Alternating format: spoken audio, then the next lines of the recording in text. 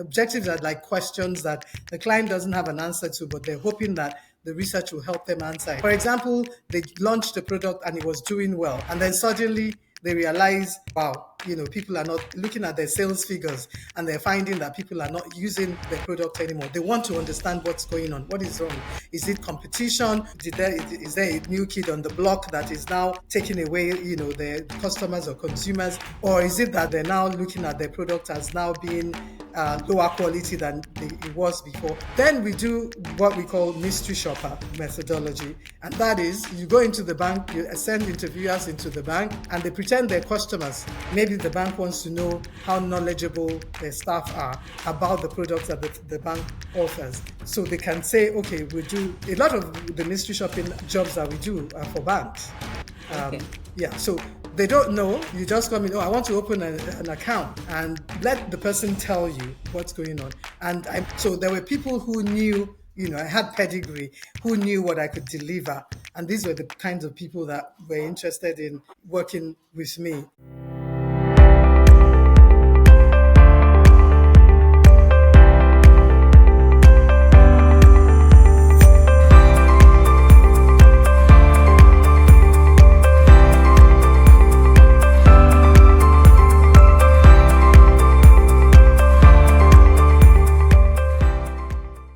All right. Good evening, everyone. Welcome to another edition of the Money Buff Show, and this is part 3 of the series that I am doing, highlighting businesses that you can start in 2025 with little capital, but not necessarily little knowledge. So today we have the MD and CEO of Market Knowledge and Insight, one of the foremost market research companies in Nigeria. And she's going to tell us what it entails to start a market research business. So you're welcome, Yinka. Nice to have you on the show today. Thank you, Bumi. Nice to be on the show, and thanks for inviting me. Thank you. It's a pleasure. Thank you for taking time out of your busy schedule to grace us with your presence and your knowledge. So I usually like to start by asking the guests to give us an idea of what their specialty is. So I'd like to understand, or we would like to understand, what market research really is. Okay.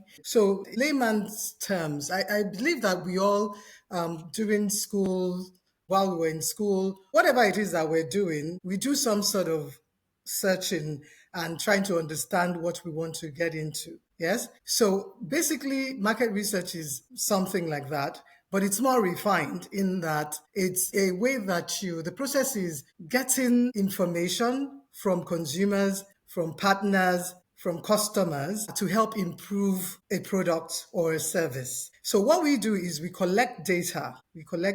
And then we analyze the data, and then we present a report to companies that need them. Mostly marketing research companies are set up as consultancies, basically, where companies come to you requesting that service for their product or service. And then we go into the field, we gather the data, we analyze it, and then we present it to the companies that need them or that have actually commissioned us to carry out a project.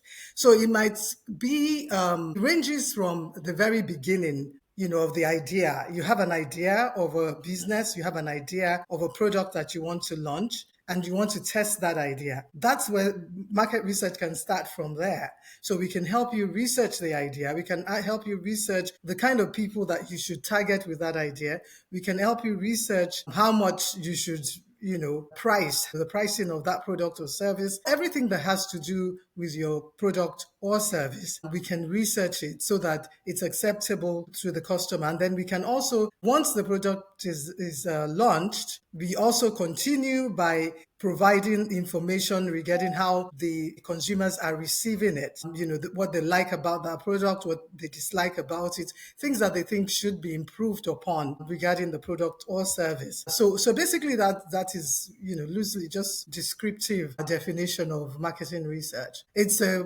full range of things that we do. But I was going to basically compare it with what, if you've ever been in a university setting, before you graduate, like your final year, you have to actually write a paper. Yep. So I'm sure everyone is familiar with the term interviewing and questionnaire. So you have to develop a questionnaire and then, use it to discuss with the people that you're interested in to gather the data that you will use for your final paper, for your, the information that you use for your final project. So it's basically as simple as that, even. Yeah. Okay. And would you Yes. say it's something that you need to go to school for? Or can people learn along the way? Or what qualifies you? Or what kind of knowledge do you need to have to start this kind of business? All right. So with regards to going to school for marketing research, a long time ago, when when research started out, it was more of a there wasn't a school for or a department or you can't have a degree in marketing research, but there are subjects that you can take like sociology, like economics, like mathematics, like statistics, because a major part of research is statistics, especially Yeah. when it comes to quantitative. There are two different types of research, main methodologies in research, and that's qualitative and quantitative. Now, the quantitative aspect of marketing research requires very good knowledge of an understanding of statistics or mathematics because it actually involves a lot of number crunching. When you're doing analysis, you have to be able to understand how to use numbers, how to be able to understand percentages and how that influences the information that you're gathering. So basically, that was what it was then. And whereas qualitative was more of a general understanding human behavior. So that's why I was talking about things like sociology, psychology, those kinds of degrees is what feeds into market research. For example, I read English for my first degree. It was in Okay. my second degree that I now ventured into marketing because I then did marketing communications. And that's where I started understanding what market research was about and the kinds of things that you do in supporting the marketing department of companies. So basically, but now I think there are a few universities that now offer marketing research as a subject that you can actually get a degree for. Okay. But basically, it's not any of these other subjects that I mentioned would help you get a good job in marketing research. Okay. Yes. But you studied English first. So how Yes. did you move? Did you was it after you changed or after you got your second degree that you then now focused on market research as a career, or you already had a passion for it and then you now went to formalize your education by getting a second degree because you're already passionate, already doing something in that line? All right. So actually, funny enough, and they sometimes are similar. My initial passion and what I really wanted to do was advertising. So I Okay. wanted to do advertising, which is why I went to read English and, it's all, advertising, public relations, that kind of thing was what I wanted to do. And actually, when I went on to get my second degree, I still had that dream of actually being and working in advertising. My second degree I actually did in the US. And so after the degree, it started, you have the option to work for like 2 years after you've earned your degree. So I stumbled into marketing research as a job. That's the first job I got, even though it was part-time. But as I got into it and began to understand what it's about, that's where the passion developed, interestingly. I now realized it was really very interesting. Just understanding human behaviors, just finding that what you think about a particular thing or product or service is different from the way other people see it. And some of the things that people think, some of the ways they talk about things, it can be so enlightening, so surprising. So I figured that really I actually liked that better than advertising. And that's how I now got into marketing research and then started to do a course here and there just to get a better understanding in terms of education for marketing research. Okay. So when you came back to Nigeria, did you have to work for a company like that before setting up your own, or you were Yes, able I to? did. Because Okay. actually, I'm a firm believer in no matter what your dream is, even if you want to set up your own business, I'm a firm believer in you basically having a good understanding of the business in terms of the subject that you're trying to get into and knowing how to do it with others so that when you now start your own, you are better equipped, basically. So yes, I did start working with a research agency when I came back to Nigeria before I set up my own. I worked in a research agency, the foremost one at the time, which was called RMS, Research and Marketing Services. And I worked for them for 10 years before I actually started my own business. And I was happy to have done that because it actually set me up for the success that I'm actually enjoying in my business right now. So how was the process like setting up your own?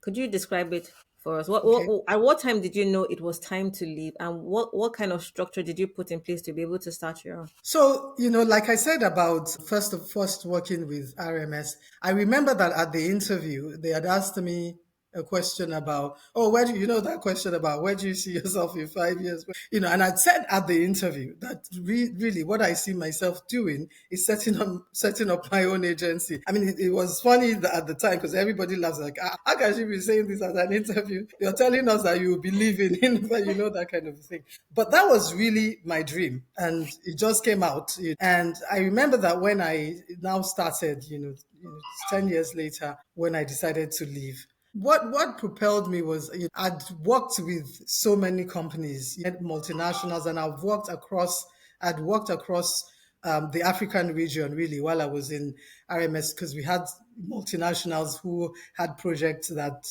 cut across different countries, and I'd had the chance to actually work across the African region, like I said, and worked with some of the major brands. And I felt that, okay, I'd gained enough knowledge and I'd gained enough in terms of relationships, because that's actually crucial when you're a Yeah. consultant, when you're an agency. Relationships are very important because that's what's going to help you with your business. I felt that I'd given enough back to my employer, and this was my time because that was my dream to start my own. Yeah, so basically, I just decided that I was going to start my own agency, thinking that, okay, even though I'm going to start from scratch, I knew a number of people that I could send emails to say, look, I've started this agency. If you want to try us out, things like that. So basically, that's how I started. I don't want to preempt your question, so let me leave it at that in terms of the answer to this question you just asked. Okay. Okay. So would you describe it as being capital intensive to start? So I'm glad that at the beginning, when you were introducing, you had said, not necessarily knowledge. I mean, the not the knowledge needs to be there. So it's really not capital intensive. Let me tell you, my own. The only thing I needed was an office space. I needed an office space, and I needed staff, cleaner, secretary at the time, because every those days you had a secretary who typed all your mails and things Document. like that, and an accountant, and then maybe one or two research executives, because research is not something that you can do alone. So when you think about that, it's not capital intensive at all, or almost, but you have to bear in mind that with every business, you must have enough money or to pay the rent and to pay for this, no matter how small your staff, let's say it was even just five of us that started, you had to have enough money to pay their salaries and make the office good enough, look good enough so that when clients come in, they're happy and comfortable. So basically that was the capital I needed to start. So it might not be like many other businesses that might require a whole lot of capital to start. So basically, because research basically is more of brain work, it's knowledge intensive, it's brain work intensive. Some people would say it's boring because it's almost nerdish, because you have to like really be able to analyze things and write reports and things like that. So basically, that's what it is. It's the knowledge Okay. that's important. That's important. So how did you get your first customer? Was it based off of writing the emails to all the contacts that you had before, or was there something extra? Okay. So it was basically that contacts. I sent emails and said, look, I have my own agency, and, can try us out at any time, without sounding proud or trying to blow my own horn, if I can put it that way. Quite a number of my clients that I worked for before were very happy to work with me, which is why I was saying, when you're in a consultancy or an agency like that, relationships are important, and it's important for you to have worked hard for your previous employer, because it's those relationships that would now help you when you're now on your own. So there were people who knew I had pedigree, who knew what I could deliver.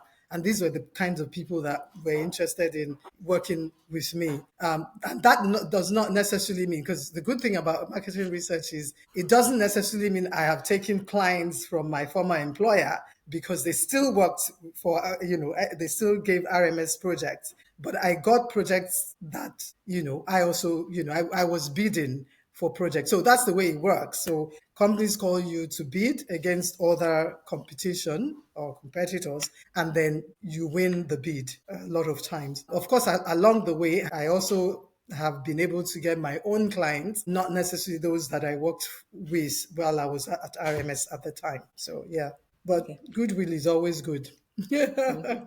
That's why relationship is important. So, could you describe how a typical project goes? As in, when you're commissioned, when you win a contract, maybe a company wants to launch a new product or start a new business.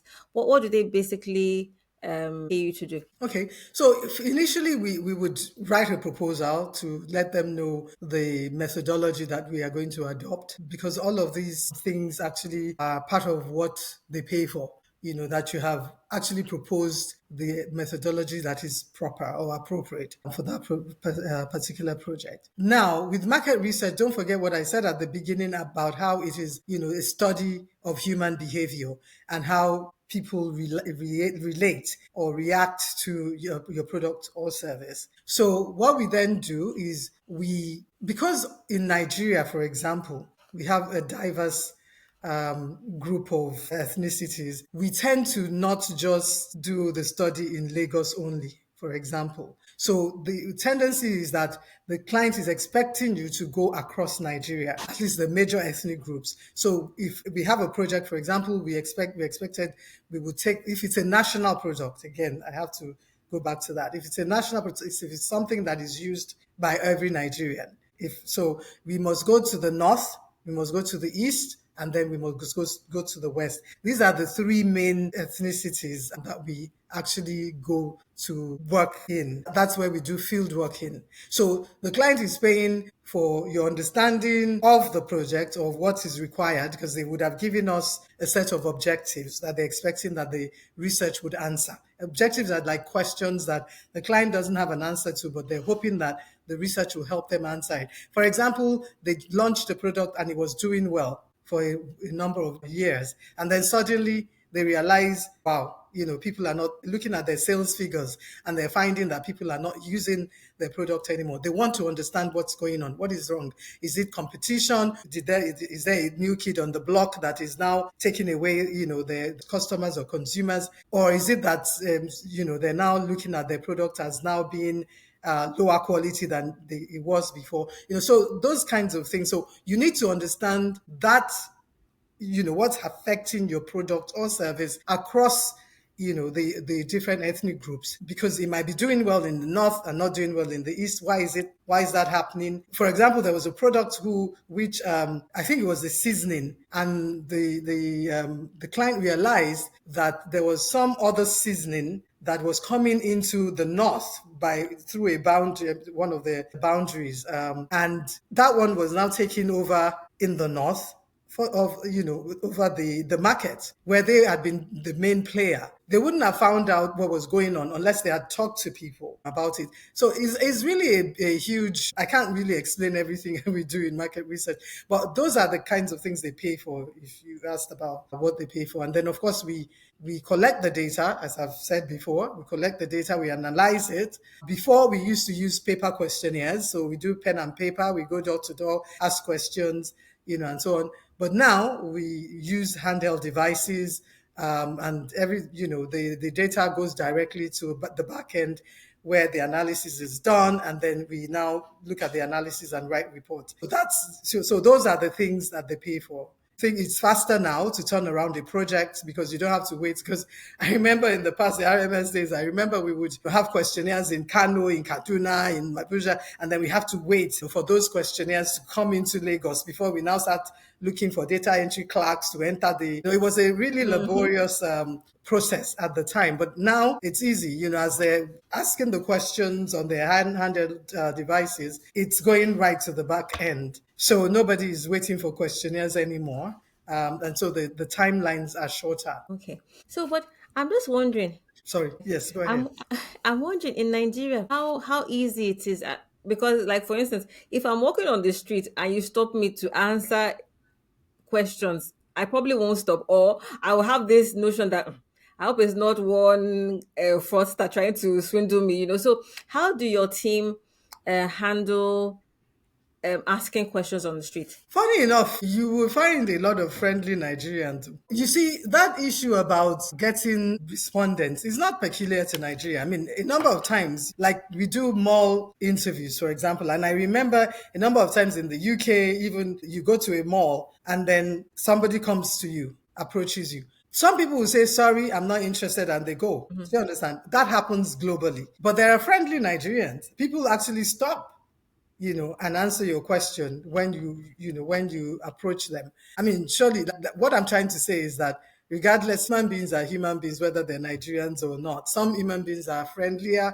than others. So people actually stop. The only thing that I might say was peculiar to with Nigeria, and I guess it's really not peculiar in the end too, is when we were doing, when we still do door to door. You go to people's homes, you knock on their doors, and it's still the same thing. Some people will open their doors and be intrigued by the whole idea of you coming Mhm. to ask them questions and actually do answer your questions. What we try to ensure is we use interviewers to do interviews, because sometimes your presentation, the way you look, would at least, first of all, help you to get that person to stop to talk Yeah. to you, or that get that person to knock, to open the door and talk to you. So we make sure that our interviewers are clean and they're presentable, so that it's easy for them to gain access. So, but there are different techniques that we use for interviewing people, especially for the qualitative part of things. We do what we call focus groups. That's, we bring people together Yeah. in a room and then they discuss, the questions that we want to ask.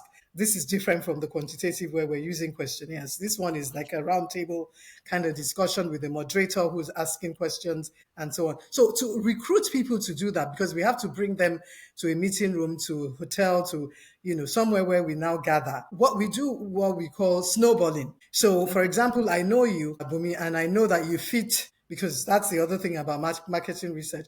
You fit the target audience that I'm interested in.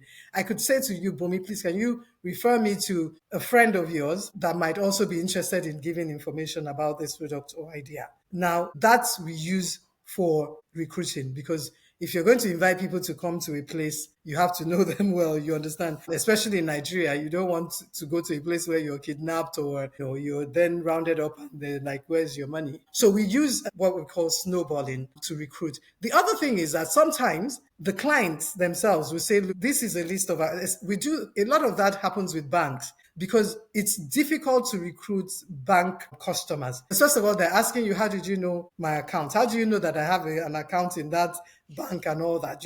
So that's a bit more difficult. So for those kinds of services, they sometimes will give us a list of their customers and say, look, here are our customers, call them. They would already have informed the customers that we have a marketing research agency that will be contacting you. So we also do interviews that way. And that, so other customers, other clients do that as well, when it is not a general, like FMCG product that Yeah. everybody eats or drinks, like you want to do a study on TomTom, or you want to do a study with Coca-Cola. These are like mass kind of products where you can just basically recruit people or interview people on the road.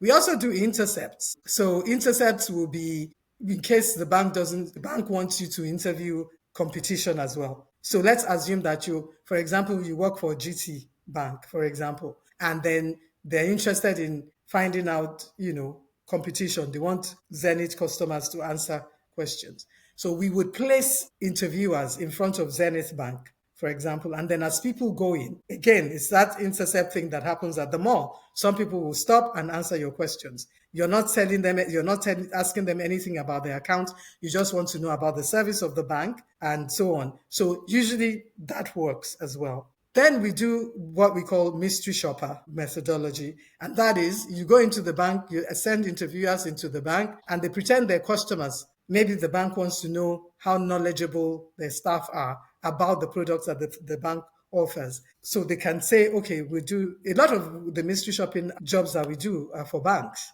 Okay. Yeah, so they don't know. You just come in, oh, I want to open an account.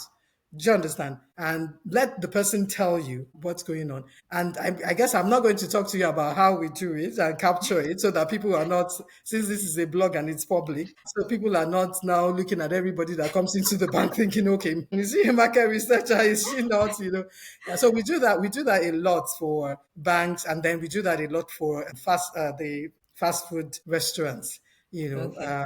like the Mr. Bigs, we do for, those kinds of places, Chicken Republic and all that. And the interesting thing about mystery shopper jobs is that, they actually check everything from when you walk into the door. They're looking at, how well lit the place is, how friendly the staff are. You go into the restroom, how clean is it? Does it have toilet roll? I mean, it's as, basic as that, because they want to ensure that nothing puts off the customer. You don't want a situation where somebody says, "Oh, I can't go to that bank. It's always smelling, or it's always a crowd of people, or the staff are nasty." Things like that. So those are the things that we measure when we do that. I think Okay. I've over answered that one. No, no, no. Everything is relevant and useful. Right. So, but there are two things that you said that I was curious about. For the mass market, for instance, especially up country, how do you guard against interviewers just filling out answers? As in, how do you check it? How can you be sure that they actually did interview real people and didn't Right. just fill the answers that they thought were appropriate? Okay.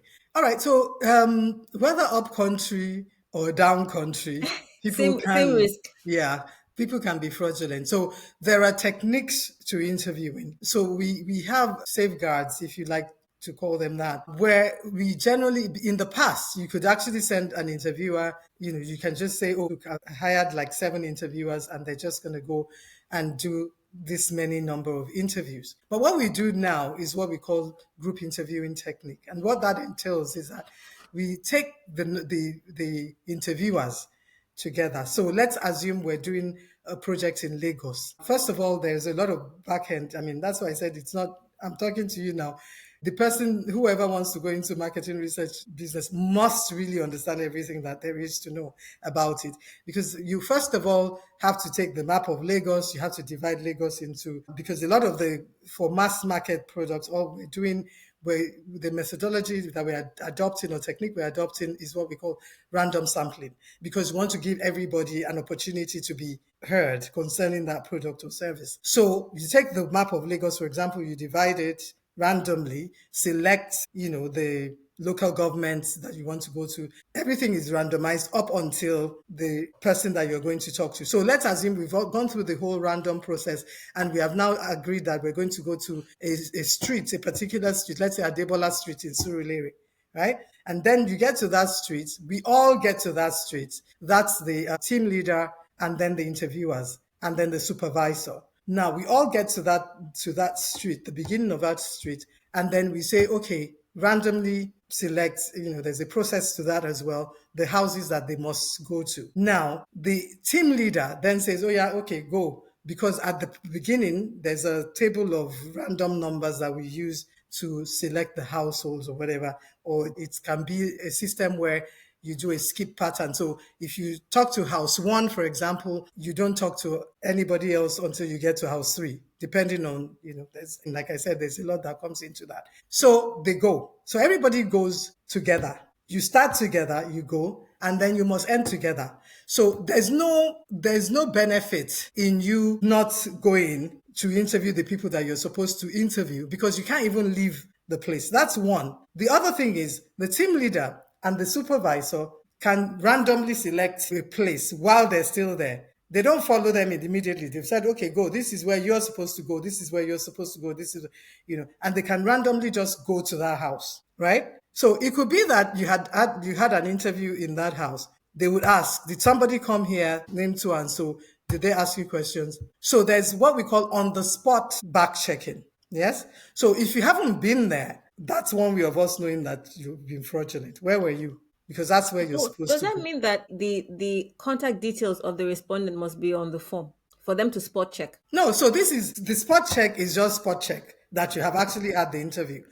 Do you Okay. understand? They just that did someone because don't forget what I said. We're in on Adebola Street. It's a long Okay. street that I can see the end of, and we have Oh, agreed that every okay. other. So that form is with the team leader as Okay. well. So he Okay. knows which houses they should Okay. have visited. Okay. Do you Okay. get it? That's true. So Yes. that's the way. So the back check, the after back check, which is not the spot check, is the one where the questionnaires have been received. So they all have to now submit their questionnaires to the team leader. Now that those questionnaires, we have what we call quality control officers will be handed over to the quality because it's possible also for the team leader to collude with the interviewers. So Okay. we have separate objective quality control officers who will go back to Adebola Street with those questionnaires and then go to the addresses and the houses that they said they've gone to with the names and everything. So he gets there, says, "Oh, what's your name? Oh, my name is Kenneth Agin or something like that."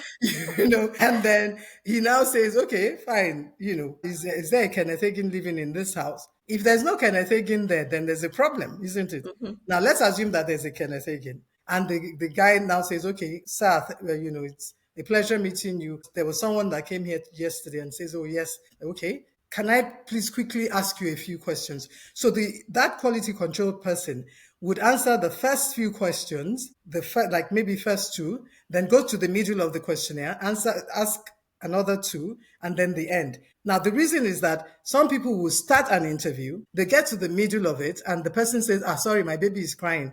I can't do Mm-hmm. this again. Instead of them to erase what they've done, they're like, I've done like 10 pages out of 20, and then this woman is there, I can't do it again. They might sit down and now decide to. So that's why we have to ask the end. So these measures are put in place to ensure that we minimize.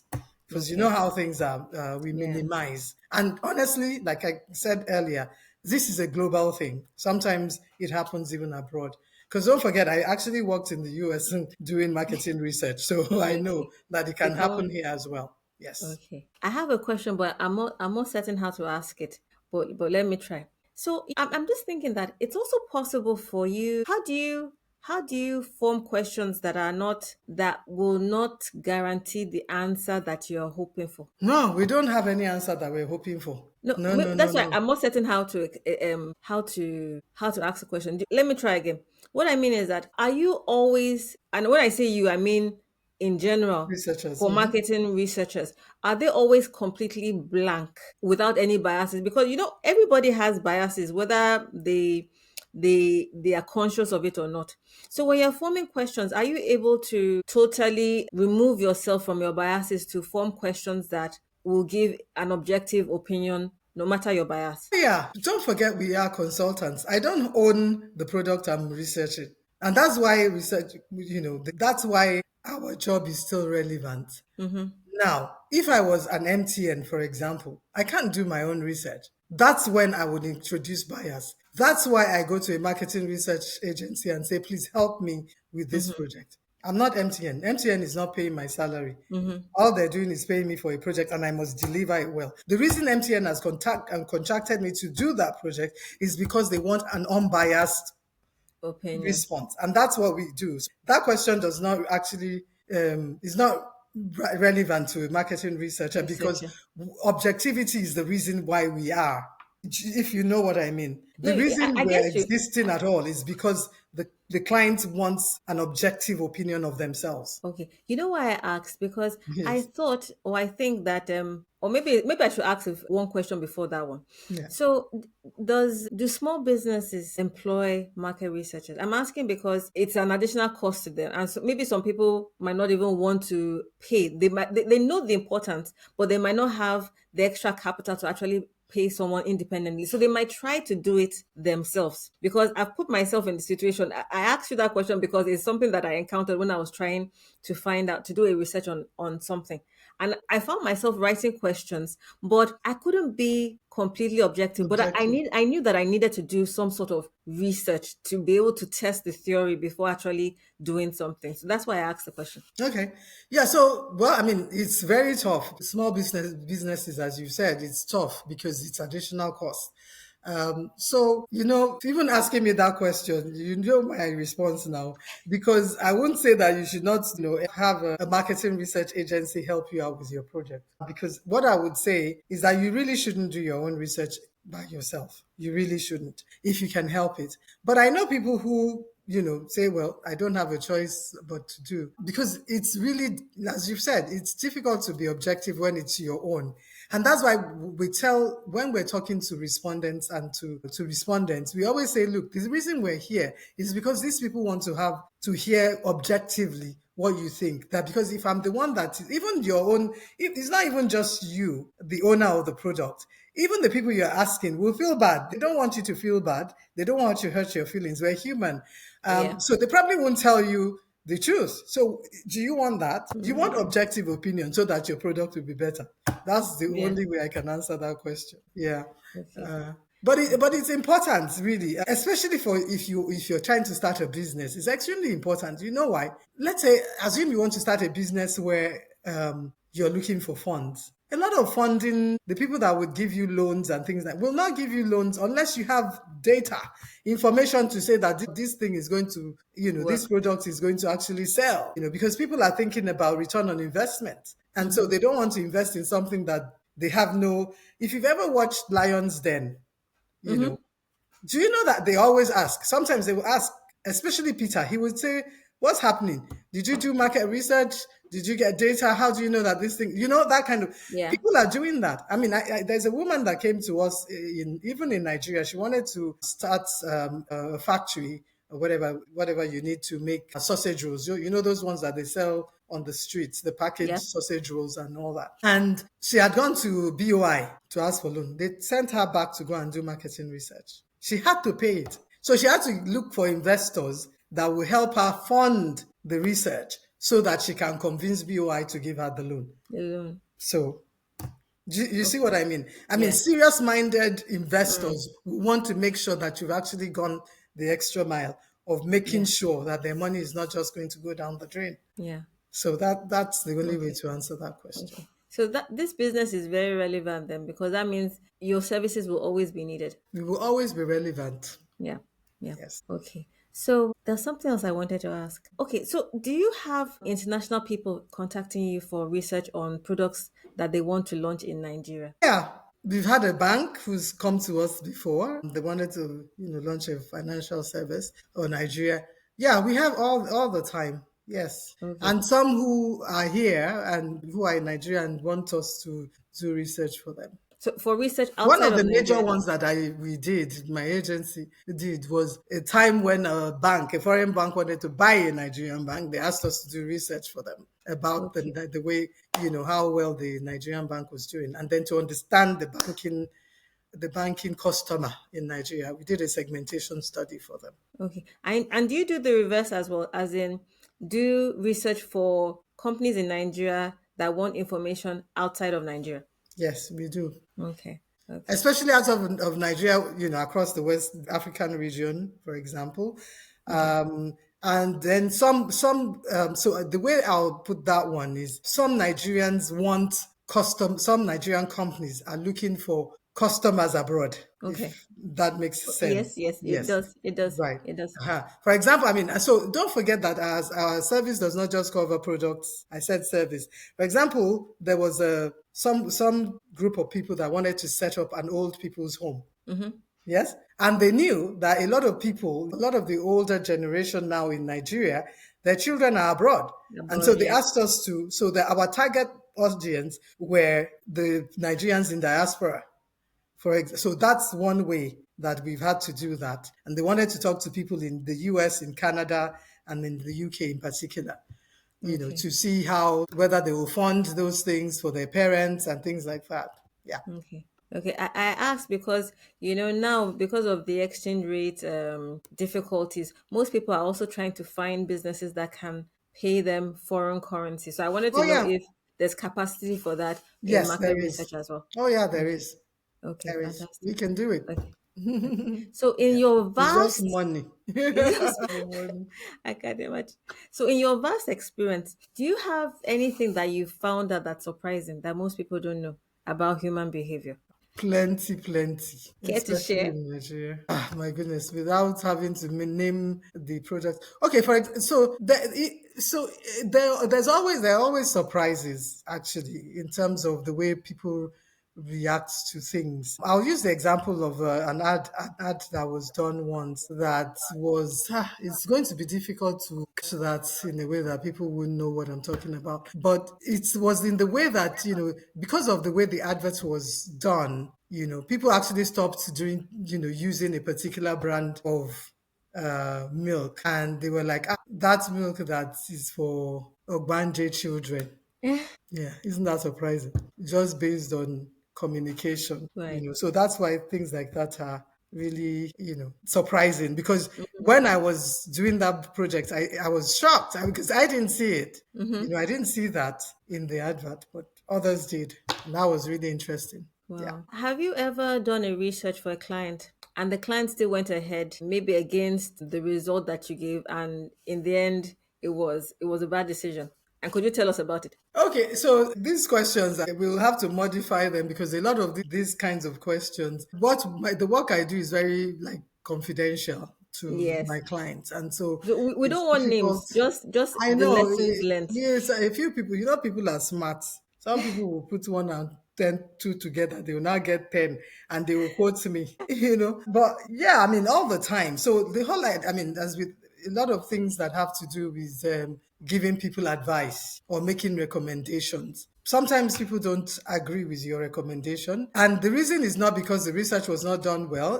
Might be because they have internal information that they never shared with you that Mm-hmm. made them say, for example, let me give you an example that might not necessarily require mentioning names and Mm-hmm. nobody might know. For example, there was a time when the cost of a particular ingredient for a drink, was really expensive. And the client had to source for a different ingredient, which would give the drink the same kind of taste, but it's not that one.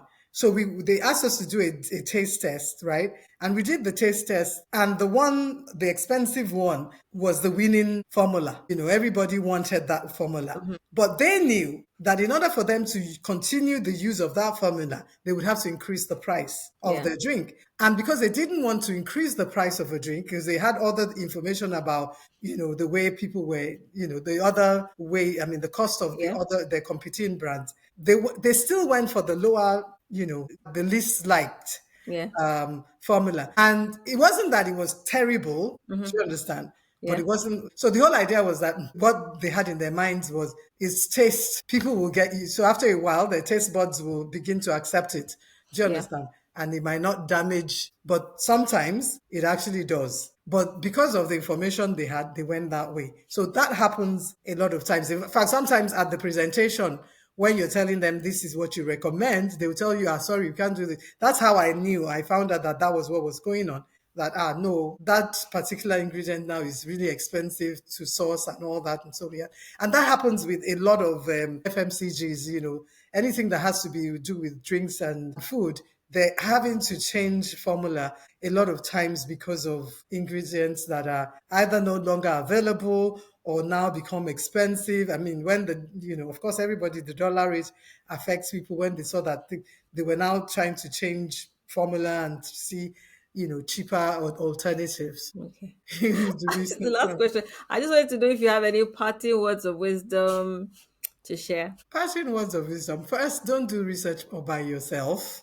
Mm-hmm. Yes, because you can't be objective. We're all human. If you really, really want to get a good grasp of what's going on with your customers or consumers, please get an outsider, so an objective party that would help you to do that. That's one. And secondly, starting a business, if you want to go into marketing research, please make sure that you know what you're doing. You need to be able to understand it's not something like buying and selling or anything like that. It's actually a lot of brain work, a lot of intelligence work, So you need to make sure that you have the right skill set to be able to do it. I think really both those are, and so yeah, the last one being what I said at the beginning, try working for someone, even if it's 2, 3 years, 4 years, and so you have an understanding of the whole sector and what's required and things that you need to know so that you don't start and then have to stop. Those are Okay, mine. Yeah. fantastic. It's been a pleasure having you. Thank you so much for Thank answering all you. our questions and sharing so much of your knowledge. Thank you. Thank you for inviting me again. I really Okay. appreciate it. I like to give back. I've been Yes, in we market appreciate research it. now for over 30 years, so Wow. it's time to start giving back, right? Thank you so Yeah. much.